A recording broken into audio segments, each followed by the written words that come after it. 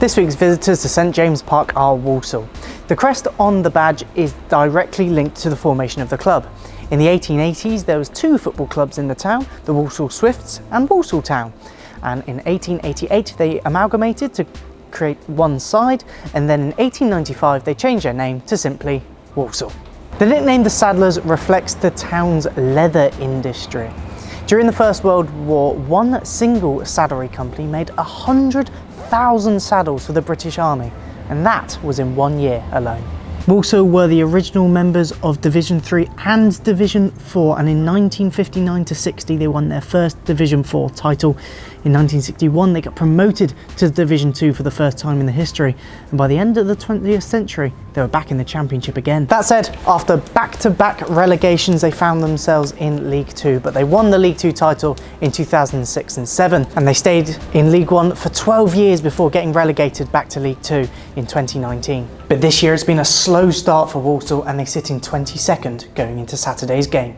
This weekend in this dugout there'll be Matt Taylor, and in this dugout as well Matt Taylor will also be taking charge, but not the defender, the Premier League midfielder who scored scorchers for Portsmouth in his time in the Barclays Premier League. The experienced midfielder played over 170 games for Portsmouth before moving to Bolton and then later West Ham, all for 3 years each. In the twilight of his career, it took him to the West Country with Swindon Town.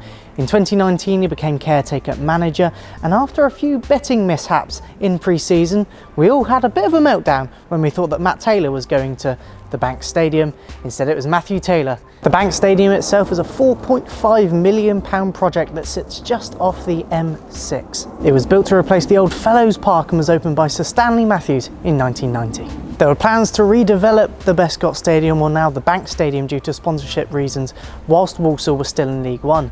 That got scuppered though, but the plans to fund the project was to turn the main stand into an M6 billboard, which would have been the largest billboard in Europe.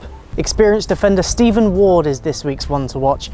The player began at Bohemians before moving to Wolverhampton in 2007. He played a number of games for the Republic of Ireland, including featuring at the Euro 2012 and Euro 2016 international tournaments. Ward made well over 200 appearances for Wolves and helped them to promotion to the Premier League in 2009.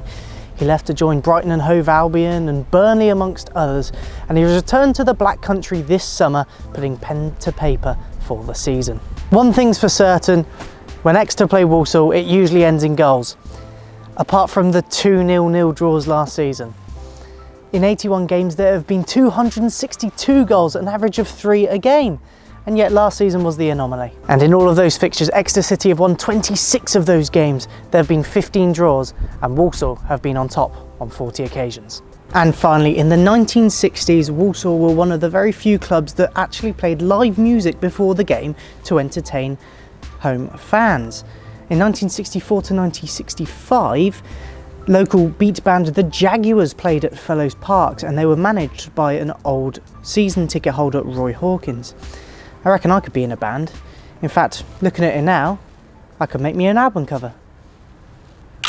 Exeter City, Reds are great, Reds are great.